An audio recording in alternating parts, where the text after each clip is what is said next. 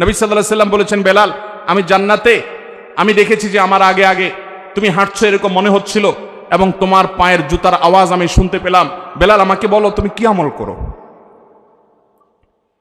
বেলাল রাদিয়াল্লাহু আনহু বললেন, হে আল্লাহর রাসূল, আমার তো এরকম বিশেষ কোনো আমল নাই, আপনি যা বাতান সেগুলাই তো। আমি খুব গুরুত্বের সাথে, বিশেষ গুরুত্বের সাথে স্পেশাল কোনো আমল করি সেরকম আহামরি এরকম কোনো বিশেষ আমল তো নাই, তবে একটা আমল আমার আছে, সেটা হলো, হে আল্লাহর রাসূল, দিন এবং রাত যখনই আমি অজু করি, অজু করার পর আমি 2 রাকাত নামাজ পড়ি, তাহিয়াতুল ওযু পড়ি, এটা আমি কখনো ছাড়ি না।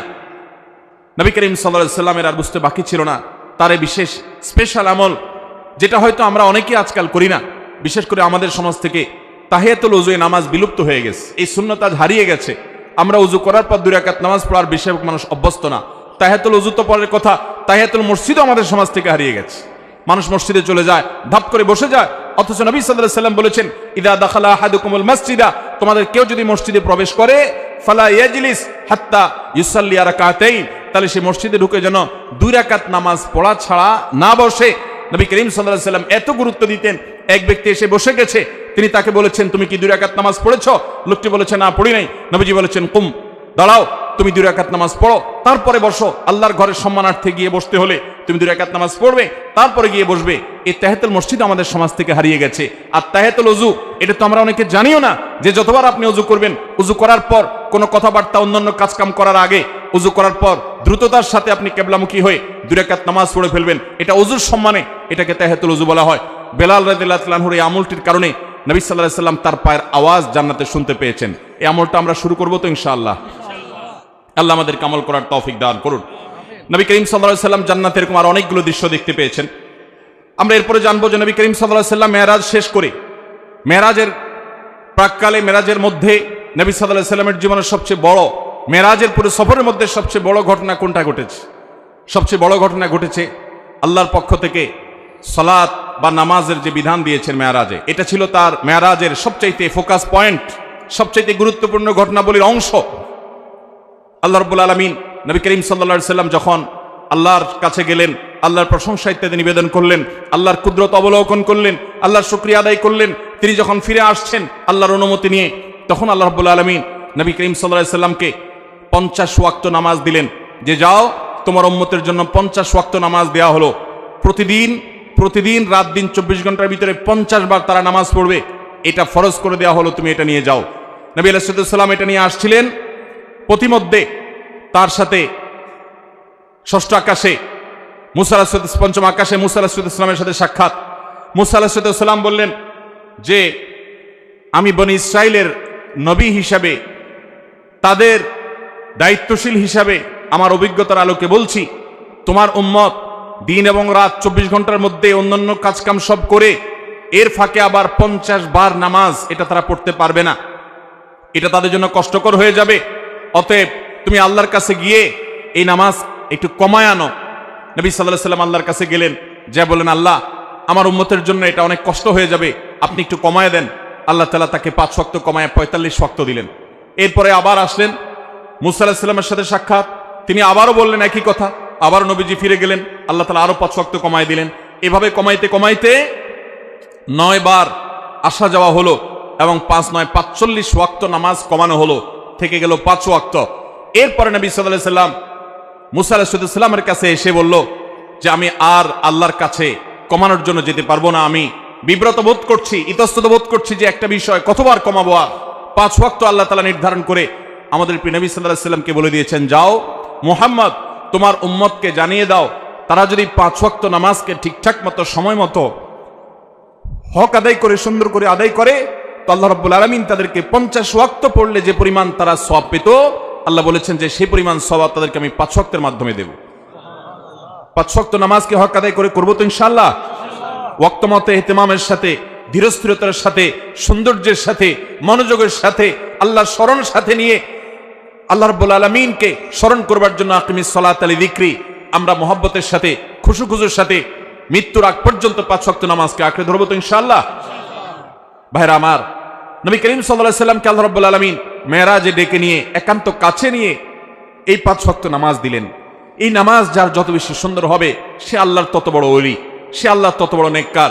যার নামাজ যত তাড়াহুড়ো হবে, যার নামাজে যত অবহেলা হবে, যার নামাজে যত মনোযোগ কম থাকবে, যার নামাজ সালাত যত অসুন্দর হবে, এই ব্যক্তির সাথে আল্লাহর সম্পর্ক তত দুর্বল প্রমাণ হবে।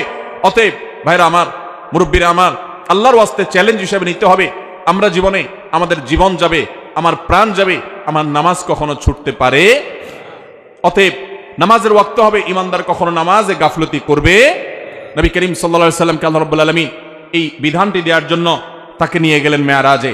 অথচ এত কাছে নিয়ে আল্লাহ রাব্বুল আলামিন অন্য কোনো বিধান দেন নাই। রোজার বিধান আল্লাহ তাআলা জিবরিলকে দিয়ে পাঠিয়ে দিয়েছেন, যাকাতের বিধান জিবরিলকে দিয়ে পাঠিয়ে দিয়েছেন, হজের বিধান আল্লাহ রাব্বুল আলামিন জিবরিলকে দিয়ে পাঠিয়ে দিয়েছেন।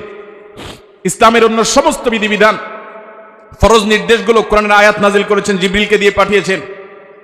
5 ওয়াক্ত নামাজ এত গুরুত্বপূর্ণ, এত গুরুত্বপূর্ণ যে আল্লাহ তাআলা তার নবীকে ডেকে নিয়ে গেছেন নিজের কাছে, একান্তে ডেকে নিয়ে নিজে সরাসরি এই নামাজের নির্দেশ দান করলেন। এজন্য ভাইরা দেখবেন আমাদের প্রিয় নবী সাল্লাল্লাহু আলাইহি ওয়াসাল্লাম তার জীবনে নামাজের গুরুত্ব কেমন ছিল। তিনি যখন মৃত্যুর শয্যায় দুনিয়া থেকে বিদায় নেওয়ার ঠিক আগ মুহূর্ত যখন চলছে, জীবন সায়ান্নে, এরকম কঠিন একটা পরিস্থিতিতে তিনি প্রচন্ড অসুস্থ, জ্বরে, অসুস্থতায় বারবার তিনি বেহুশ হয়ে যাচ্ছিলেন। তিনি পানি আনাচ্ছিলেন, হুঁশ আসার সাথে সাথে একটু হুঁশ ফিরে এসেছে, সাথে সাথে পানি আনালেন এবং পানি ঢাললেন, ওযু করলেন, মুখে পানি ঢাললেন, শরীরে পানি ঢাললেন, ঢালার পরে কিছুটা আরাম বোধ করলেন, আবার সেন্সলেস হয়ে গেল। এরপরে আবার যখন হুঁশ আসলো, তিনি জিজ্ঞাসা করলেন লোকেরা নামাজ পড়ে ফেলেছে কিনা। বলা হল না আল্লাহ রসুল, সবাই অপেক্ষা করছে আপনার ইমামতিতে নামাজ পড়বে, এদিকে আপনি অসুস্থ। এই কথা বলার পর তিনি আবার সেন্সলেস হয়ে গেলেন, আবার পানি ঢালা হলো, একটু সেন্স আসার সাথে সাথে আবারও একই কথা, মানুষেরা কি নামাজ পড়ে ফেলেছে। নবী করিম সাল্লাল্লাহু আলাইহি সাল্লামকে এই কষ্টের চোটে তিনি বেহুশ হয়ে যাচ্ছেন বারবার। যখনই পানি ঢেলে তাকে একটু আরাম দিয়ে একটু হুঁশে ফিরে আনা হচ্ছিল, হুঁশে আসার সাথে সাথে তার প্রশ্ন, সবাই নামাজ কি পড়ে ফেলেছে। এরপরে যখন তিনি মোটামুটি একটু স্টেবল হলেন, নামাজ পড়ার মতো হলেন, কিন্তু উঠে গিয়ে মসজিদে নববীতে যারা গেছেন মদিনাতে জানেন নবীজির মিম্বর এবং তার কবর, এই কবর এবং মিম্বর, কবরটা ছিল তার বাসা, তার হুজরা, তার উম্মুল মুমিনিনদের হুজরা, আয়েশা রাদিয়াল্লাহু তাআলার হুজরা, ওখান থেকে তার মিম্বর সামান্য কয়েক গজ দূরত্ব। এই প্যান্ডেলের এই মাথাও হবে না, অল্প একটু জায়গা। এটুকু জায়গা নবী সাল্লাল্লাহু আলাইহি সাল্লাম পায়ে হেঁটে নামাজ পড়ার মতো ক্ষমতা ছিল না, এত দুর্বল হয়ে গেছেন, এত অসুস্থ, বারবার সেন্সলেস হচ্ছিল। তখন তিনি আব্বাস এবং আলী রাদিয়াল্লাহু তাআলা আনহুমা, দুজন সাহাবীকে ডেকে দুইজনের কাঁধে 2 হাত দিয়ে শরীরের সবটুকু ভার তাদের উপরে ছেড়ে দিয়ে দুইটা পাকে মাটির সাথে টানতে টানতে, মাটির সাথে হেসরাতে তিনি মিম্বরের কাছে আসলেন। কিন্তু ইমামতি করার মতো শক্তি শরীরে নাই। তিনি ইশারা দিলেন, মুরু আবু বকরিন ইউসাল্লি বিন নাস, তোমরা আবু বকরকে বলো ইমামতি করে যেন নামাজ পড়ায়। নবীজির সে শক্তি ছিল না। অথচ ভাইরা, মাসআলা আমরা সবাই জানি, এরকম অসুস্থ যদি কেউ হয় তার জন্য মসজিদে আসা কি জরুরি? এত অসুস্থ হলে তিনি তো বাসায় নামাজ পড়তে পারেন। কিন্তু আমাদের প্রিয় নবী সাল্লাল্লাহু আলাইহি সাল্লাম, তার কাছে নামাজ এত গুরুত্বপূর্ণ ছিল, সালাত এত গুরুত্বপূর্ণ ছিল যে বারবার হুঁশ চলে যাচ্ছে, সেন্সলেস হয়ে যাচ্ছেন, হুঁশ ফিরে আসার সাথে সাথে আবারও একই কথা, নামাজ, এবং ইমামতি করে নামাজ পড়ার মতো ক্ষমতা নাই। তারপরেও তিনি বাধ্য হয়ে যখন আবু বকর রাদিয়াল্লাহু তাআলা আনহু হিম্মত করছিলেন না তার পিছনে ইমামতি করার, তার সামনে ইমামতি করার, তখন নবী সাল্লাল্লাহু আলাইহি সাল্লাম নিজে ইমামতি করলেন কষ্ট করে। এবং তার পিছনে সাহাবায়ে কেরাম জামাতের সাথে নামাজ পড়লেন। নামাজের গুরুত্ব দেখেন ভাইরা আমার। খলিফাতুল মুসলিমিন ওমর ফারুক রাদিয়াল্লাহু তাআলা আনহু, তাকে যখন ফিরোজ আল লুলু নামে অগ্নিপূজক নরাধম ফজরের নামাজের ইমামতি করতে এসেছেন, তিনি খঞ্জরের আঘাতে তাকে যখন পরাস্ত করলো, অনেকগুলো আঘাত করেছে খলিফাতুল মুসলিমিনকে। তিনি নামাজের প্রথম রাকাত শেষ করেছেন, দ্বিতীয় রাকাতে তাকে আঘাত করে যখন জমিনে ফেলে দিয়েছেন, তখন সে ফিরোজ আল লুলু নামক অগ্নিপূজক নরাধম, এই কাফের, সে পালানোর চেষ্টা করছিল।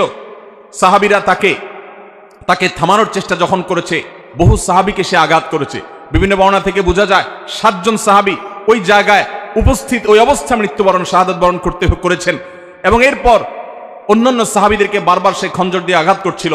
একটা পর্যায়ে সাহাবায়ে কেরাম একটা চাদর দিয়ে তার মুখ পেঁচিয়ে ফেলে তাকে পরাস্ত করে ফেলে। এরপরে যখন ওমর রাদিয়াল্লাহু তাআলা আনহুকে নিয়ে যাওয়া হলো তার বাড়িতে চিকিৎসা দেওয়ার জন্য, বারবার তিনি বেহুশ হয়ে যাচ্ছেন, প্রচন্ড আঘাতে জর্জরিত, পুরো শরীর থেকে রক্ত বের হয়ে শেষ হয়ে যাচ্ছে। যখনই একটু তার সেন্স আসছে, তিনি তার পরিবারের লোকদেরকে বলতে লাগলেন, পানি নিয়ে আসো। সবাই গ্লাসে করে বা কোনো বাটিতে করে পানি নিয়ে আসতে লাগলো, এমনভাবে সবাই মনে করেছে উনি পানি পান করবে। তিনি বলেন, না, পানি পান করার পানি তো না, ওযুর পানি নিয়ে আসো, কারণ আমার নামাজ তো বাকি আছে। ওযু করে তারপরে লোকদেরকে নির্দেশ করলেন নামাজের আয়োজন করার জন্য। ভাইরা আমার, নামাজের গুরুত্ব আজ মুসলমান আমরা বুঝি না। আল্লাহ রাব্বুল আলামিনের কাছে এটা এত গুরুত্বপূর্ণ।